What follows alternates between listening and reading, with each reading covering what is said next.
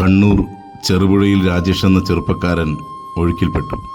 തുരുത്തിൽ കിടന്ന ഒരാളെ രക്ഷിക്കുവാനുള്ള ശ്രമത്തിനിടയിൽ അദ്ദേഹത്തെ രക്ഷിച്ചുകൊണ്ട് കരയോടടുക്കുന്ന സമയം സ്വന്തം ലൈഫ് ജാക്കറ്റ് ഊരി അദ്ദേഹത്തിന് നൽകിക്കൊണ്ട് കയറിൽ പിടിച്ച് കടന്നു വരുമ്പോൾ കൈവിട്ടു പോവുകയാണ് ഉണ്ടായത്.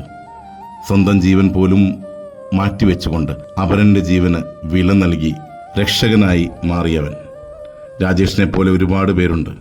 മഴക്കാലത്തും ദുരിതമുഖങ്ങളിലുമൊക്കെ നമുക്ക് വേണ്ടി, നമ്മുടെ ജീവന് വേണ്ടി രക്ഷാദൗത്യം ഏറ്റെടുക്കുന്നവർ, മുറിവേൽക്കുന്നവർ, അപകടങ്ങളിൽപ്പെടുന്നവർ, അങ്ങനെ ഒരുപാട് പേരുണ്ട്. സ്വന്തം ജീവനും സ്വന്തം സ്വപ്നങ്ങളും സ്വന്തം കുടുംബവുമൊക്കെ മാറ്റിവെച്ചുകൊണ്ട് രക്ഷാപ്രവർത്തനത്തിന് ഇറങ്ങുന്നവർ.